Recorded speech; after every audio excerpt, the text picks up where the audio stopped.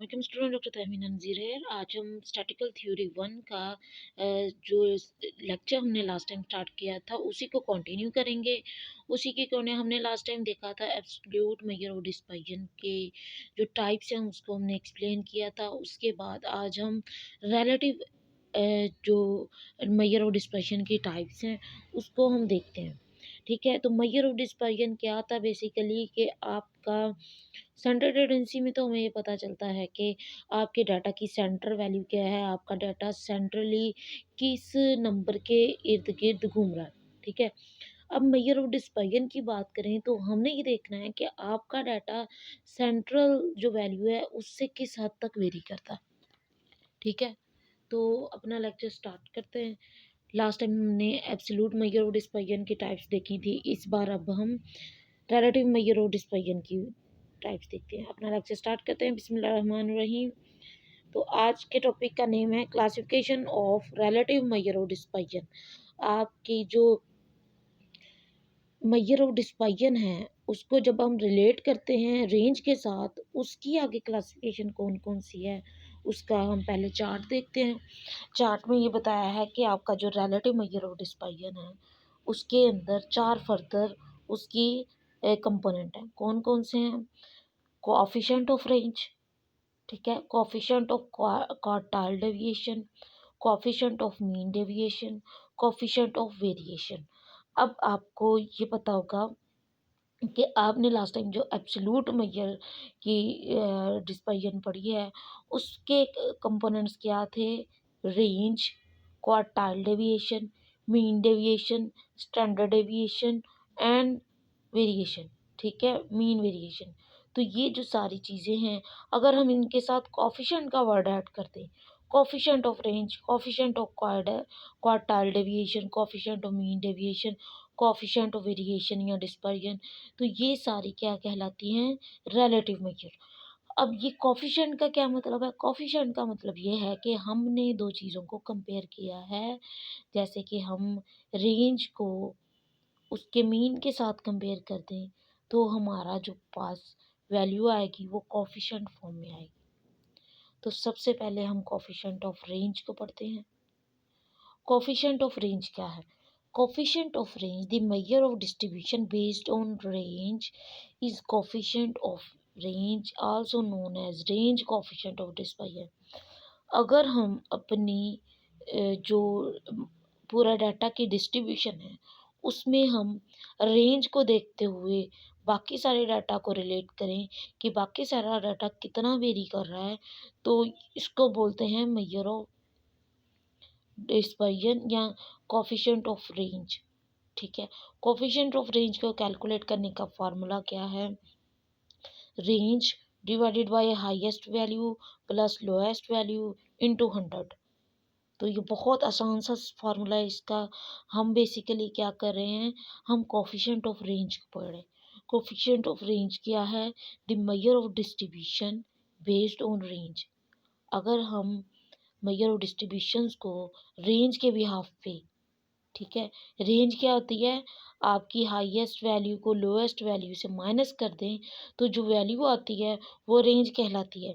तो हम अगर रेंज को रिलेट करें बाकी कंपोनेंट के साथ, बाकी जो डिस्ट्रीब्यूशन के जो डिजिट्स होंगे या मेंबर्स होंगे उसके साथ रिलेट करें, तो जो हमारे पास डिस्पर्जन कैलकुलेट होगी वो कोएफिशिएंट ऑफ रेंज होगी। ठीक है, कोएफिशिएंट ऑफ रेंज का फार्मूला क्या है? Range divided by highest value plus lowest value into 100। उसके बाद बात आती है coefficient of quartile deviation. A relative measure of dispersion based on quartile deviation is called coefficient of quartile deviation. तो quartile deviation क्या है कि हम उसमें अपना जो थर्ड क्वार्टाइल है और जो फर्स्ट क्वार्टाइल है उसको हम मीडियन के साथ डिवाइड कर देते हैं। ठीक है, मीडियन के साथ डिवाइड कर देंगे या हम Q3 प्लस Q1 करके उसको जो क्वार्टाइल डेविएशन है उसको डिवाइड कर देंगे, फिर मल्टीप्लाई कर देंगे 100 के साथ, तो हमारे पास क्या आ जाएगी? Coefficient of quartile deviation. A relative measure of dispersion based on quartile deviation. ठीक है, is called coefficient of quartile. हमने लास्ट टाइम क्वार्टाइल डेविएशन को पढ़ा। क्वार्टाइल क्या होते हैं? क्वार्टाइल अगर आपके डाटा को 4 इक्वल पार्ट्स में हम डिवाइड कर दें तो हर पार्ट्स क्या होता है? क्वार्टाइल होता है। अब first quartile, second, third, fourth quartile होते हैं। ठीक है? अगर हम थर्ड क्वार्टाइल को फर्स्ट क्वार्टाइल से माइनस कर दें तो इसको बोलते हैं क्वार्टाइल डेविएशन। ठीक है? अब ये जो डेविएशन है अगर हम इसको मीडियन से या जो आपकी Q3 प्लस Q1 है, मतलब थर्ड और फर्स्ट क्वार्टाइल को प्लस कर दें तो उसके बाद अगर हम डिवाइड कर दें, मल्टीप्लाई कर दें 100 के साथ तो आपके पास क्वार्टाइल डेविएशन का फार्मूला बन जाता है। तो आप इधर देखिए फार्मूला में coefficient of quartile deviation is equal to quartile deviation divided by median into 100। ठीक है? फिर इसी तरह दूसरी तरफ और सिंप्लीफाई फॉर्म में उन्होंने लिखा है Q3 quartile third minus quartile 1 divided by quartile third plus quartile 1 into 100। ठीक है? तो ये आपका कोफिशिएंट ऑफ क्वार्टाइल डेविएशन है। अब इसके मेरिट्स और डीमेरिट्स की बात करें।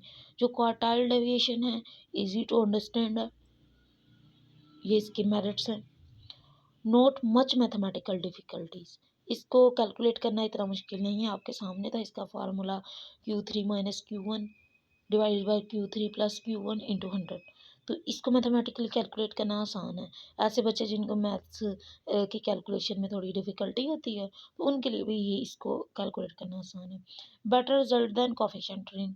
तो ये जो हमने इससे पहले फर्स्ट रिलेटिव मेजर डिस्पर्जन पढ़ा उसकी निस्बत ये जो कोफिशिएंट ऑफ क्वार्टाइल डेविएशन है ये ज़्यादा ऑथेंटिक है, इसके ज़्यादा अच्छे रिजल्ट्स हैं। उसके बाद बात आती है डीमेरिट्स की, सैम्पलिंग फ्लक्चुएशन की। ठीक है? तो इसके अंदर अगर आपका अगर डाटा वेरी कर रहा है उसके, अगर हम सैंपल साइज़ वेरी कर रहा है तो हम इसको कैलकुलेट करने में मुश्किल आएगी। Ignorance of last 25% of data.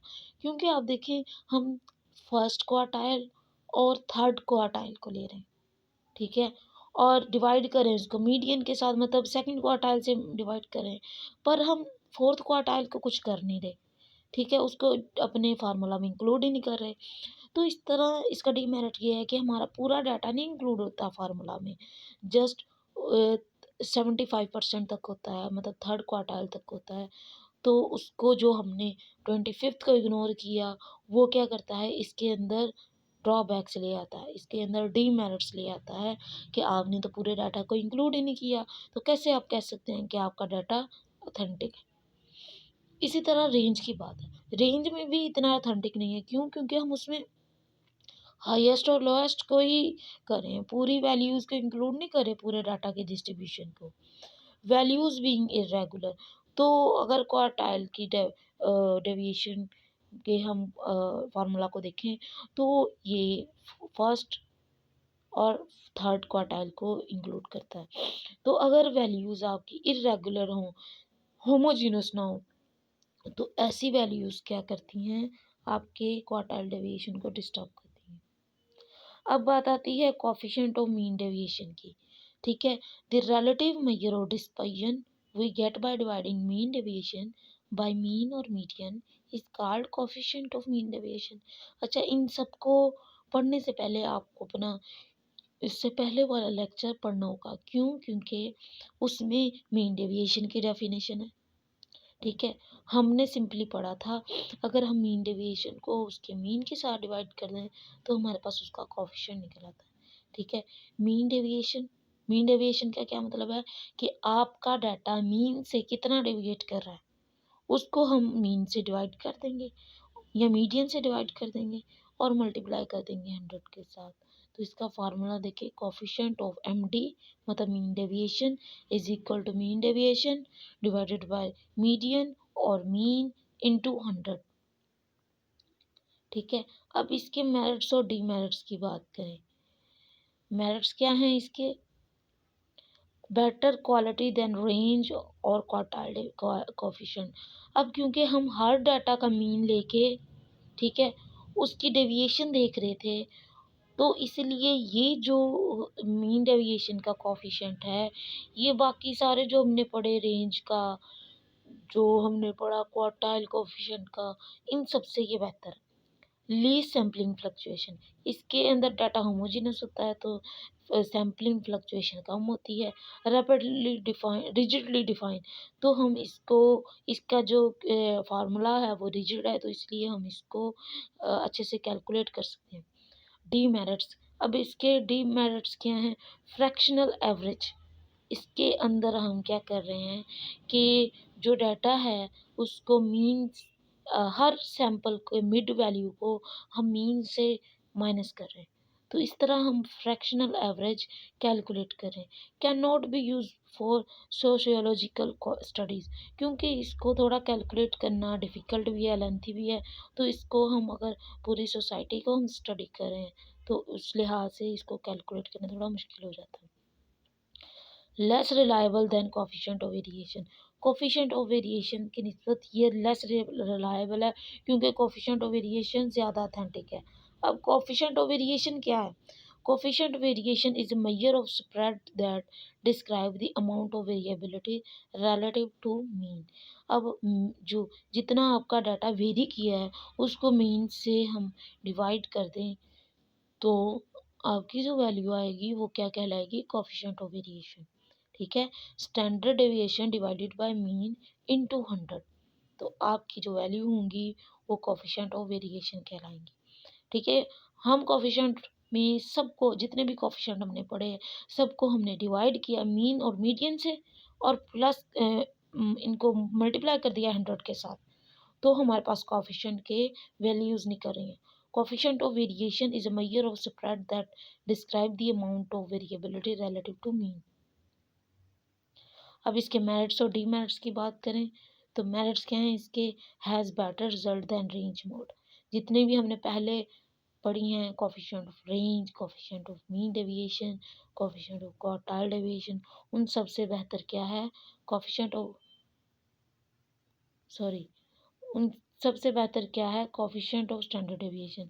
ये जो क्वार्टाइल डेविएशन की मेरिट्स और डीमेरिट्स हैं ये इससे लास्ट वाली स्लाइड थी। आपने क्वार्टाइल के मीन डेविएशंस देखने थे, तो इसके मीन डेविएशन क्या है? Has better result than range mode. ठीक है, it is not affected by extreme value, ये एक्सट्रीम वैल्यू से अफेक्टेड नहीं होता।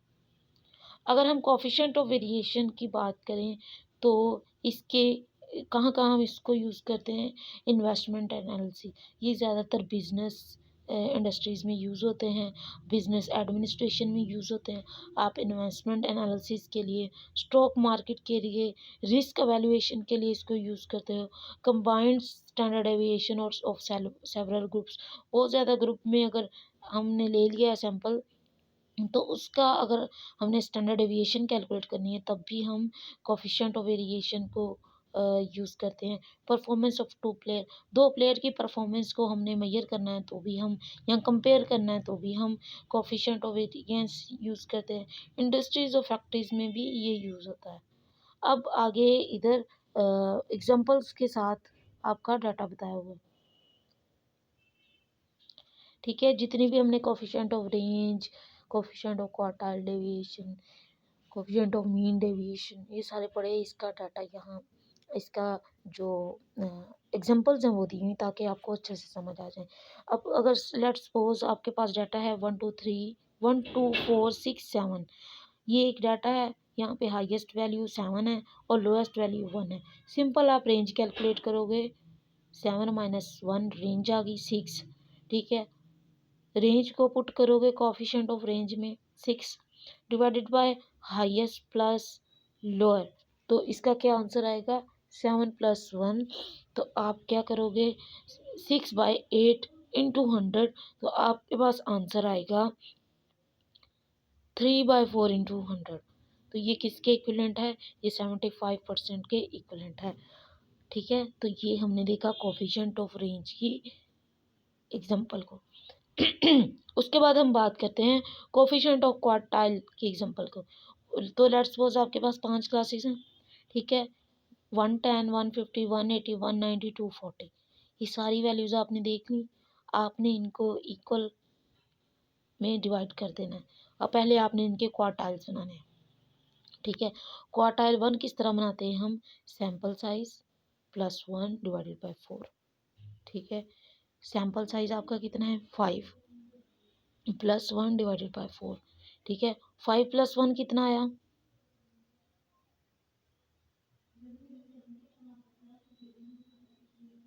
5 + 1 कितना होता है, आपकी जो वैल्यू है 6 डिवाइडेड बाय 4, ठीक है। 6 डिवाइडेड बाय 4 करेंगे और इसकी इस तरह में इसकी कंप्यूट वैल्यू कर सकते हैं। वन सारी जितनी भी वैल्यूज़ आपने ली हैं उन सबको प्लस कर लें, 110 150 180 190 और 240 को प्लस करके +1 करें डिवाइडेड बाय 4 करें, तो जो आंसर आएगा उसको हम इसमें कंसीडर कर लेंगे 1/30, ठीक है।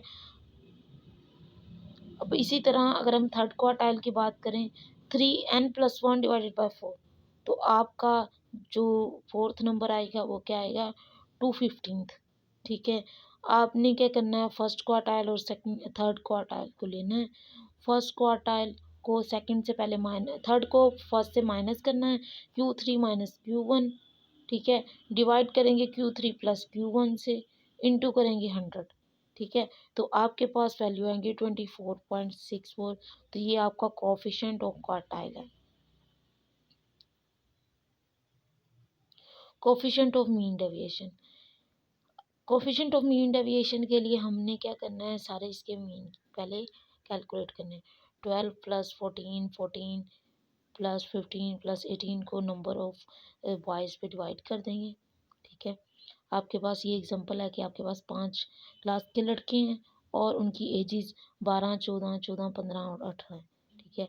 तो आपने इन सबको प्लस करके डिवाइड किया नंबर ऑफ बॉयज़ के साथ, तो आपके पास कितना आया आंसर, 14.6 आपका मीन आया, ठीक है। अब मीन डेविएशन कैलकुलेट करने के लिए हम क्या करते हैं कि हर मीन को हर वैल्यू को, जैसे 12 है हमारे डाटा के में क्या क्या वैल्यूज़ हैं, 12 14 14 15 और 18, आप क्या करेंगे हर वैल्यू को मीन से माइनस करते जाएंगे। 12 को 14.6 से माइनस करेंगे, ठीक है। 14 को 14.6 से माइनस करेंगे, ये देखें जब इसके, ये तो फोर्थ लाइन है, इसके अंदर बताया हुआ है 12 - 14.6, हर वैल्यू को मीन से माइनस करते जाएंगे और डिवाइड कर देंगे 5 के साथ, नंबर ऑफ वाइज के साथ, ठीक है। 12 - 14.6, 14 - 14.6, 14 - 14.6, 15 - 14.6 और 18 - इन सब का जो आंसर आएगा उसको प्लस करके डिवाइड कर देंगे वाई के साथ, तो हमारा स्टैंडर्ड डेविएशन कितना आया 1.5, ठीक है।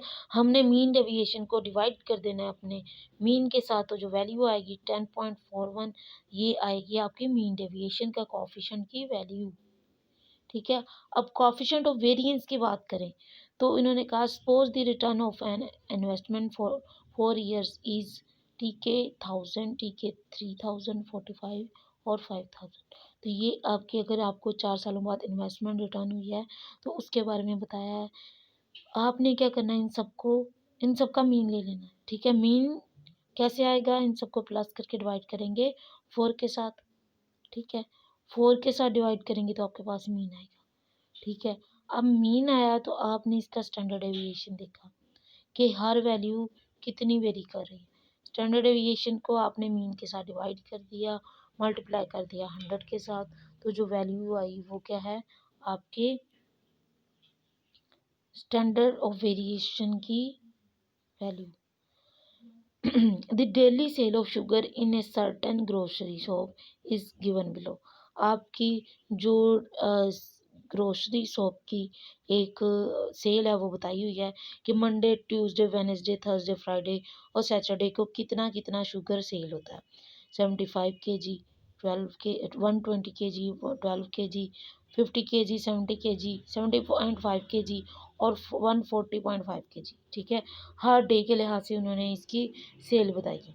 अब उन्होंने इसको एक टेबल फॉर्म में ले लिया, टेबल में नंबर ऑफ डेज कितने आपके पास 6 और number of total number of sugar sale जितनी हुई है वो कितनी है 450, तो आपने उसका मीन ले लिया 450 डिवाइडेड बाय 6, तो आपके पास जो मीन वैल्यू आई है वो 75 आई है, ठीक है। अब उसके बाद हम अगर इसका स्टैंडर्ड ऑफ डेविएशन काउंट करें तो हमने क्या करना है, सारी मीन वैल्यू का स्केयर ले लेना है। ठीक है, अब स्टैंडर्ड ऑफ डेविएशन का फार्मूला क्या है, sigma is equal to X square over N minus sigma square over N.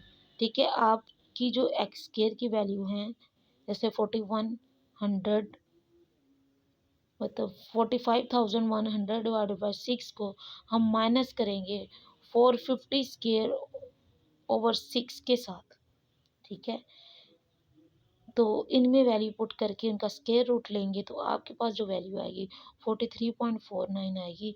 तो ये आपके जो स्टैंडर्ड डेविएशन है या कोफिशिएंट ऑफ वेरिएशन है, उसको हम इस तरह कैलकुलेट कर सकते हैं। अब क्वार्टाइल डेविएशन की बात करें तो एक और इसके एग्जांपल है। फर्ज करें आपके पास 7 बच्चों का रिजल्ट आया 70, 85, 92, 68, 75, 96 और 84। आपने इसका सबसे पहले क्वार्टाइल फाइंड करना है, फर्स्ट क्वार्टाइल, थर्ड क्वार्टाइल।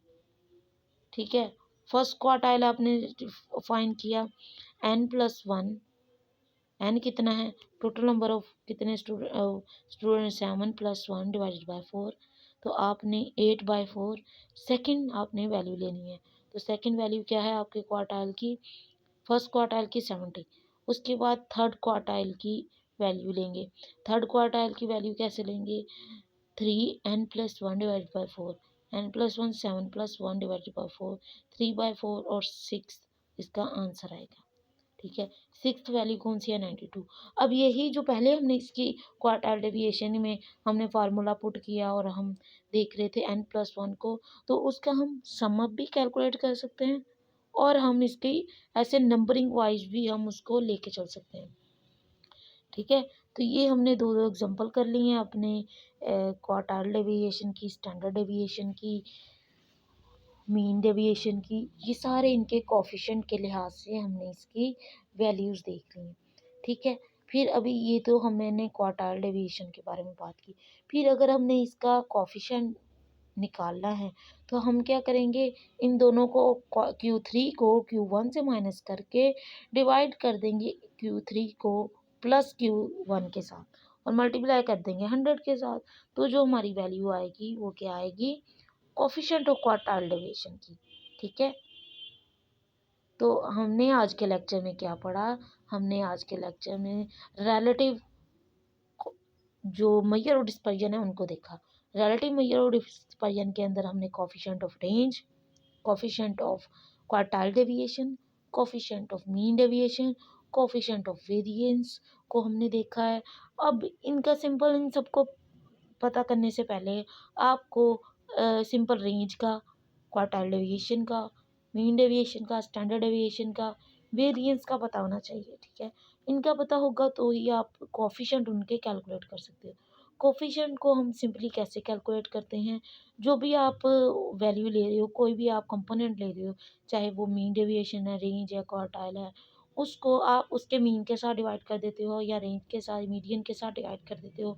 तो जो आंसर आता है वो क्या कहलाता है, वो आपका कोफिशिएंट कहलाता है, कोफिशिएंट ऑफ रिस्पेक्टिव कंपोनेंट। ठीक है, तो आप क्वार्टाइल डेविएशन को भी, आप मीन डेविएशन को भी, आप स्टैंडर्ड डेविएशन को भी, सबको कैलकुलेट कर सकते हो। अब इस सब का यूज़ कहाँ होता है, इस सब का आपकी रिसर्च वर्क में भी यूज़ होता है, बिजनेस में इसका बहुत ज़्यादा यूज़ है, बिजनेस एडमिनिस्ट्रेशन में इसको हम कैलकुलेट कर सकते हैं आपके मार्क्स के लिए, आपके मतलब हर फील्ड में जहाँ में कैलकुलेशन हो, जहाँ हमने डाटा हमारे पास ज़्यादा हो, वहाँ वहाँ हम एस्टिमेट लगाने के लिए ये सारी वैल्यूज़ को देखते हैं, ये सारे कोफिशिएंट देखते हैं, ये सारी डेविएशन देखते हैं कि आपका डाटा कितना डेविएट कर गया। ठीक है, तो ये आपका आज का लेक्चर था। उम्मीद करती हूँ आपको समझ आ चुका होगा। कोई क्वेश्चन क्यूरी हो आप मुझसे पूछ सकते हैं। आपने चैप्टर 5 में इसको फॉलो करना है। चैप्टर 5 को फॉलो करते हुए जो आपका थोड़ा सा आपको समझने में मुश्किल आएगी तो आप मुझे उस पॉइंट के बारे में बताएं, हम उसके ऊपर ज़ूम मीटिंग अरेंज कर लेंगे। कोई मसला नहीं, आपको समझ आनी चाहिए।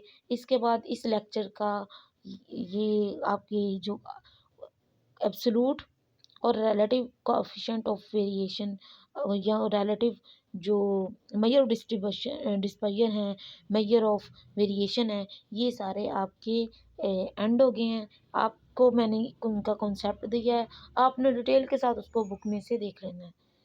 कोई क्वेश्चन क्यूरी हो आप मुझसे पूछ सकते हैं। Thank you so much. अल्लाह हाफिज़।